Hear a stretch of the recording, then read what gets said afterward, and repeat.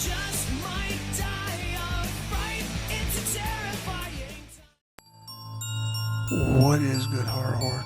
This is your boy Horror Gamer, back with another video for you. And in tonight's video is another Creepypasta Theater. And on this episode of Creepypasta Theater, we're going to be exploring one of the most unsettling creepypastas of all time. Tonight, we're going to be exploring the Rake. During the summer of 2003, events in the northeastern United States involving a strange, human-like creature sparked brief local media interest before an apparent blackout was enacted. Little or no information was left intact, and most online and written accounts of the creature were mysteriously destroyed. Primarily focused in rural New York State and once found in Idaho, self-proclaimed witnesses told stories of their encounters with a creature from unknown origin.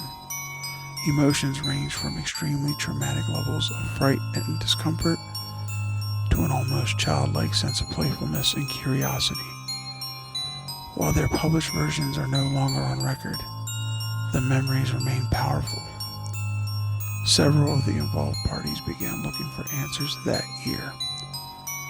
In early 2006, the collaboration had accumulated nearly 24 documents dating between the 12th century and present day, spanning 4 continents. In almost all cases, the stories were identical.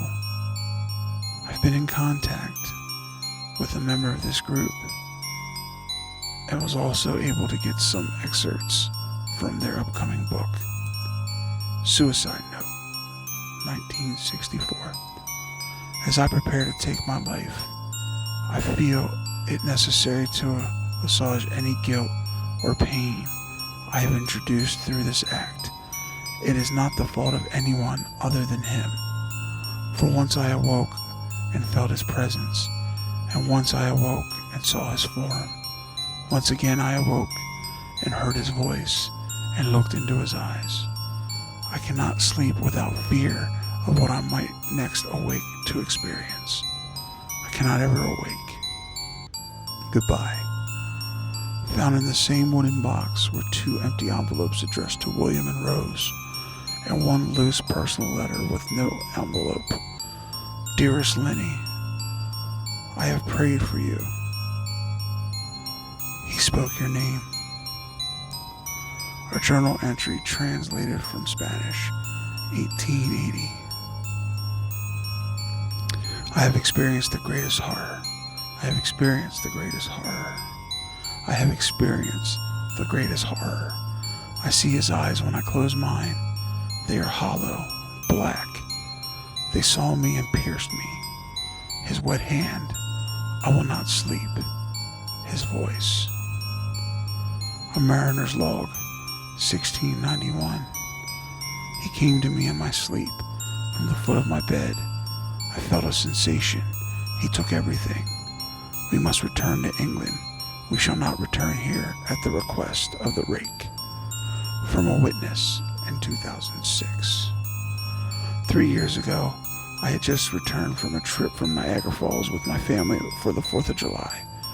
We were all very exhausted after a long day of driving, so my husband and I put the kids right to bed and called it a night.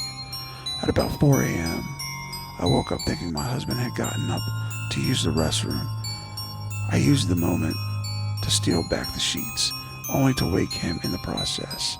I apologized and told him I thought he had got out of bed. When he turned to me, he gasped and pulled his feet up from the end of the bed so quickly his knees almost knocked me out of bed.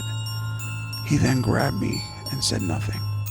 After adjusting to the dark for a half second, I was able to see what caused the strange reaction. At the foot of the bed, sitting and facing away from us, there was what appeared to be a naked man or a large hairless dog of some sort. Its body position was disturbing and unnatural, as if it had been hit by a car or something.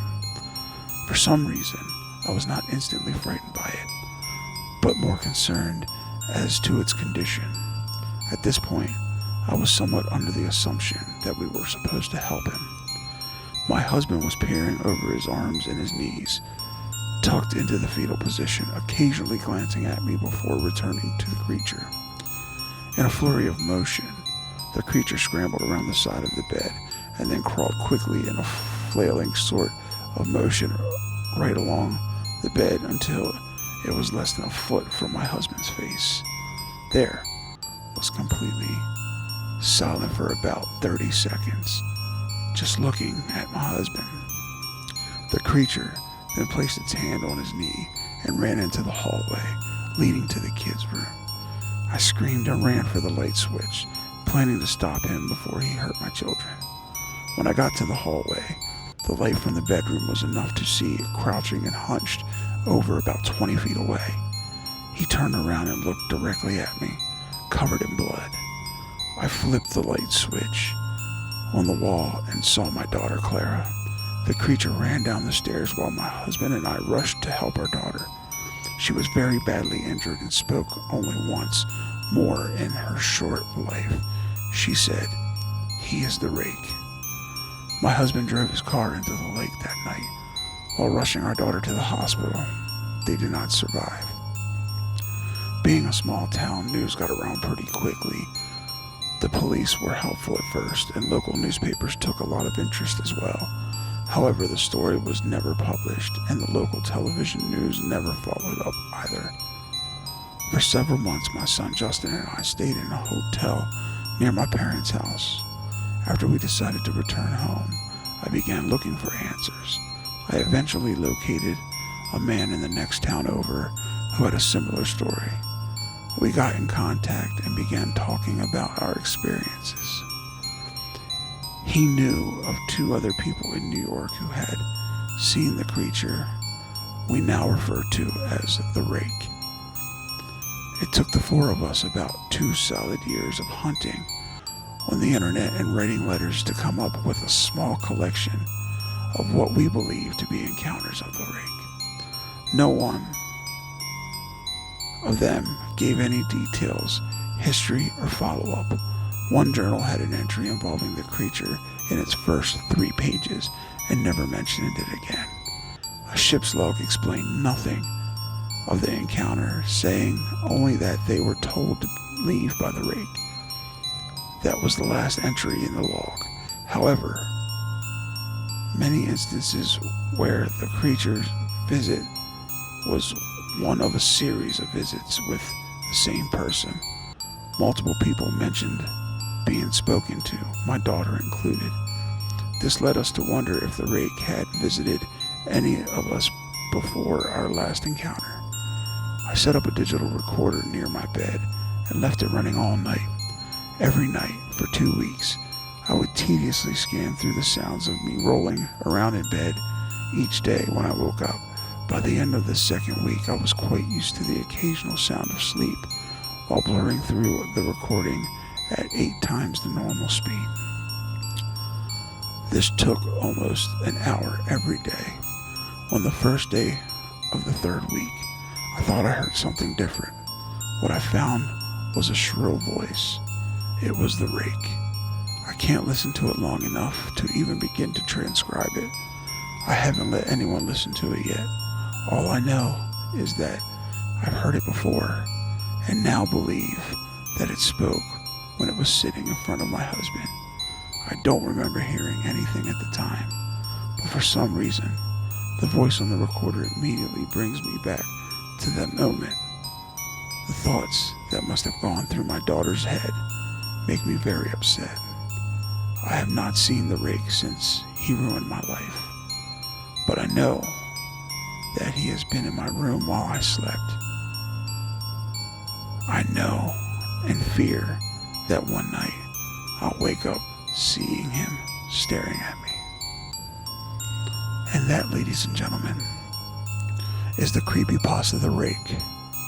So, horror horde, if you find yourself asleep at night and you wake up and you see somebody crouched by your bed,